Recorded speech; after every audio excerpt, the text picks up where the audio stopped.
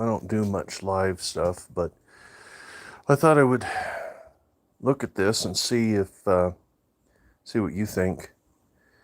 So this is 1960 Rambler 195.6, and I may insert some pictures at some point about the progress of the engine, but if you'll look at some of my older videos, you'll see where this thing came in, and it was seized up pretty tight. It took blocks of wood and sledgehammers to knock the pistons out of 3 of the cylinders. And when I got it, there was no carburetor on it. It was in the back seat. So I checked it out, and they must have had it rebuilt. It doesn't look like it's very clean, but the insides are pretty nice. Comes with a remote oil filter. These engines were fairly archaic at the time. I'll show you what I mean by that. Has an external oil pump down here on the block, and then it's got, you can see the oil passage in the block itself going across, and there's a fitting. This goes up and it lubes all the cylinder head, and then this goes around over to the filter, and that filters the oil, and then it drains it back into the block right here. And of course, this is a road draft engine. Does not have a PCV like I showed on more of my videos. This is the road draft tube here. It's just wide open down in here, and as you drive down the road, air will blow across that tube, and it'll create a little bit of a vacuum, and then air will be sucked in through this portion here, this hole, and then this other hole right here. There's one little vent hole right there, and then on top of that, there's one here on the end of the oil dipstick. There's a breather there. And so it's not necessarily emissions friendly, but these were pretty good in the day. A lot of people love these old engines. They just didn't really have a lot of power, but they lasted for almost ever and ever. Starter goes right here. I've got the starter in storage. I've got a new clutch disc for a Ford Falcon because the Rambler was no longer available. It's an 8.5 inch. It does have a decent pressure plate. I've checked it out, and it all looks like it's in workable condition, and the flywheel was in pretty good shape as well, so I kept the flywheel and the ring gear. Those all look in pretty good shape. The engine really didn't look like it had a lot of miles on it. And this is the car it goes in. Like I say, she's a 60 Rambler Super, and I just have a hard time believing this thing's got a lot of miles on it. It does have no paint on it. Somebody's scraped a lot of the paint off, and I think some of it's worn off.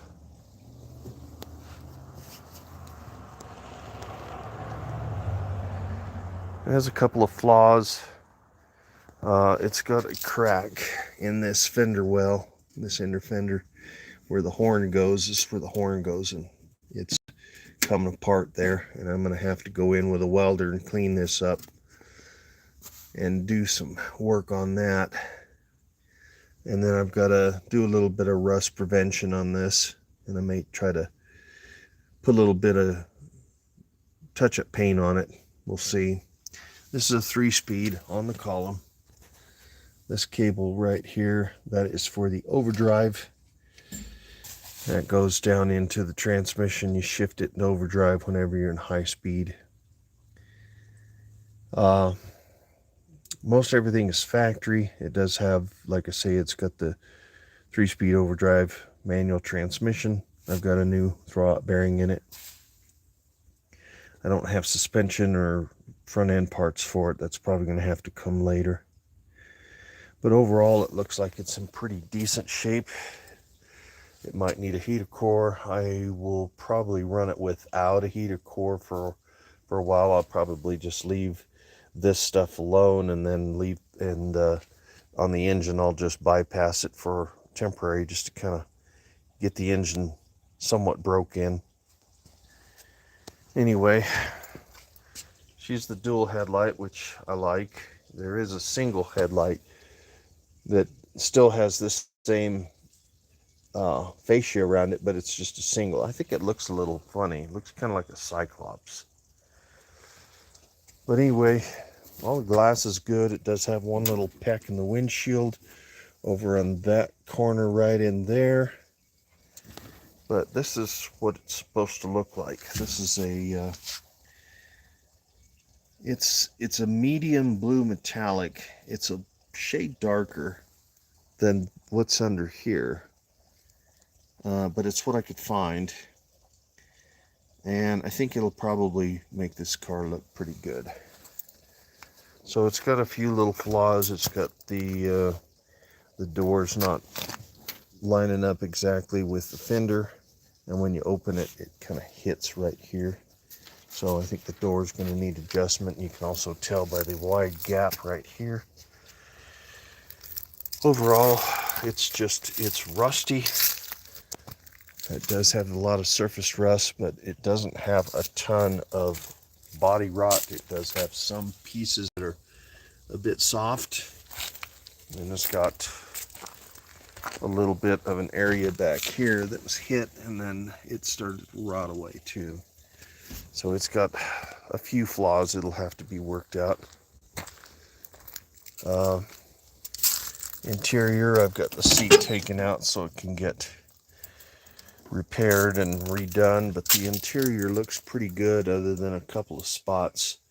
You can see that passenger side where those holes go into the floor there. They're a little bit soft, and then there's another hole there, and it's a bit soft on that side, but I think I can put some new pieces in there and structurally make it better. The driver's side is actually pretty pristine. This side here, it did retain some water, but it wasn't too awful bad. But like I say, it will need the rear seat done, and I've got the bottom one in storage, and then the headliner will have to be taken out and either redone or something, because you can't drive it with that hanging down. It smells like an old car, like you would think. It does have some wear and tear on areas, but the clutch and brake pedal pads are not terrible. I think it's probably got 116,000 miles on it, which doesn't surprise me, but like I say, it does have the overdrive button there that'll have to be taken apart and cleaned and redone, and you know, it's all a matter of work in progress. And then there's brake pedal, or the brake release there, and the parking brake. I don't know if the dash works. Fuel gauge and all that kind of stuff, will have to do some work on that. It does have a weather eye heater, which is pretty basic. Just has heat, vent, and then it's got a blower motor right here, which I don't know if that works. So there's a bit going for it. It does have a radio. I don't know if that's factory or not. It looks like it's probably factory. It does have a problem with that latch being broken over there. So somebody's put that little sign thing in there. Yeah, it does have mice, or it did have. It doesn't have any more. I've got cats patrolling this thing, and they're pretty good. It does have a little bit of play in the steering, but not terrible. Windows try to roll down, but I'm not going to force them. I'm going to take these door panels off, and I'll probably take the pressure washer and clean out on the inside of this thing real good and get everything degreased, because I'm sure it's got 50-year-old grease in there, or 60-year-old grease that's pretty nasty. You can see when I open the door and shut the door, it scratches right there. But the door's all open good. They seem to somewhat fit. There's a little bit of problems with it being flush. Exhaust sticks out like a sore thumb. That'll have to be cut and reformed. I do have new tail lights. Another interesting thing about these vehicles, one, it doesn't have any seat belts. It doesn't have any way to mount seat belts. And it does not have a backup light. That is where the backup light bolts to, but there is no light socket. There's no switches. There's nothing. So if I want backup lights, I'm going to have to put them. Like I say, I'll have to do some polishing and reworking back here. You can see the trunk doesn't exactly fit, and it's closed all the way. So somebody's probably tried to push it or did something down here, pushed it and pushed all that up. So I'll have to cut a bunch of that metal out of there, reform the trunk, and then redo this sheet metal in some way. It does have the removable drums on it with the nut like the Jeeps do. So there are some parts available. Jeep doesn't exactly fit, but it does kind of sort of fit. It's pretty close. I'll have to clean these windows. You can use it like a window polish. It's got some grit in it and a little I'll probably use like a little polisher pad on a drill or something. That'll clean that up. Like I say, overall, I mean, it's got a few little bumps and bruises, but no big whiskey dents or anything like that. Somebody's broken the antenna off. These are pretty common for being broken. There's your windshield peck. Not a big deal. Unless it starts spreading, then I'm going to have to try and source a windshield. It does have a couple little dingers here on the trim, which I'll have to try and tap that out with a rubber mallet and maybe a little bit of block of wood or something. So overall, it's not a bad little project. I had the starter rebuilt and the generator by a local guy that's been doing it for 40 years or better. So I think it'll probably do okay. I'm hoping everything goes smoothly on it. I do have the hood. The hood seems to fit okay. It's in the same condition as the fenders. They'll have to be primed and painted. And I don't believe there's too many dents in it. And some of the dents may just leave, give it character. Windshield molding, as you can see, some of the areas have gaps in them. And that's probably going to allow rain to blow through there. The cheap way is just goop it with some silicone and form it and let it dry. That'll seal it. Otherwise, I'll have to source a windshield rubber and maybe have a window guy do it, because I don't know if I trust myself. If I crack that, that's a big problem. This has vacuum wipers. They are mounted under the dash. If you look at one of my videos, I did a vacuum wiper partial rebuild. It's probably an Anco wiper type assembly that runs vacuum. There's a vacuum hose down over there hanging off of that heater line that you can put vacuum pump to this or put another vehicle on it, and then you can kind of check it and see what it's doing. But it's probably going to need to be taken out and redone, and it's not an easy one to get to. Most of them are mounted right here, but that heater core assembly's right there. So, like I say, it's kind of a fun project, but it's also one that I'm not too sure about as far as getting parts for. And I do have all these front end pieces, and I'll take a lot of this stuff and I'll clean it up, and then I'll paint it black again, get it looking good. I'll show you a couple of the pieces over here. Pardon my mess. I'm a couple jennies that I'm working on, but I've got a few pieces here that I've already done up. They didn't have hardly any rust on them other than just surface rust, and I just painted them with a black stove paint. Stove paint's a little higher heat, and it also tends to last a little longer. So I put all that stuff in there, and that'll all go back together, and it'll look pretty nice in the car itself. So that's all I'm kind of doing right now. Waiting for a little warmer day so I can stab that engine in, but I don't want to do it and not finish it. So I want to get it in there, get it to where it'll start and run. I've got a battery box that goes back in this area that bolts in, and I've cleaned it up and done some more stuff on it. And let's see, it'll probably going to need shocks. I think the shocks are still available. Let's see what else there is that I was going to show you. Now you can see most of the body is in pretty decent shape. There's our little girl. What you doing, Poppy? Poppy Poppersons. What are you doing, baby? Anyway, down here at the bottom, you can see there's not a lot of rust going on, which is usually one of the things that you see with these cars.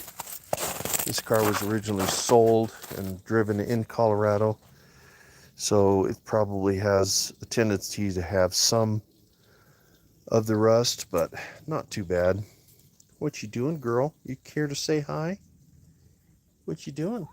Well, yeah, I know. I know. You're a good baby, aren't you? Yes, you are. Oh, I know. Some of the people really like the kitties, huh? Yes, they do. Oh, I know. You're just going to tell me all about your day, huh? Yeah, I know. You're a good baby, huh? Yes, you are. You're just a good girl. Yeah, we'll go find me some ice. Anyway, give you one last look at the tail end of her. Like I say, I've got a few little things to straighten out back here before she's perfect. But imagine that blue paint on the wheel, on the whole car. But to break it up, we're going to put like a sky blue or light blue, maybe a robin's egg blue. I'll clean all this up and get it in primer. Try to get some of these pieces of chrome out, maybe clean those up, because I do have a polisher and I can kind of clean those real careful like. I might try to pull that back window piece out right here, see if I can get it cleaned up real nice. So I don't want to sand it and then have the sander hit the chrome. That would be a bad deal. But I don't know. What do you guys think? Looks like it's probably going to be a project. I mean, a decent sized project, but it's not completely trashed. The floors aren't totally rotted out for, well, it's a 65-year-old car. So I don't know how long it's been off of the road. It didn't have current plates on it when I bought it.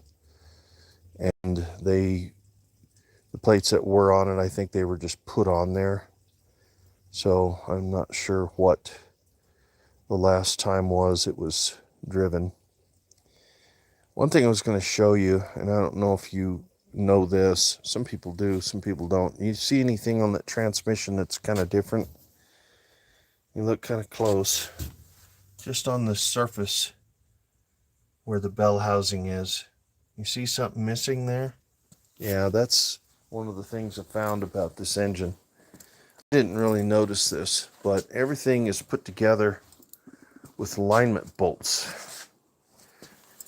That's a bolt that's like this that aligns everything together, but doesn't have those little lining dowels that they usually put. So you have to have one on each side, and that keeps the transmission bolted straight up to the engine. And they've used that in a few other places too, incidentally. Front timing cover, same thing. They've got a couple of alignment bolts in there. They're oddball looking bolts. If you break them, I don't know how you make them other than just take them machine shop. There's a little poppet thermostat inside there.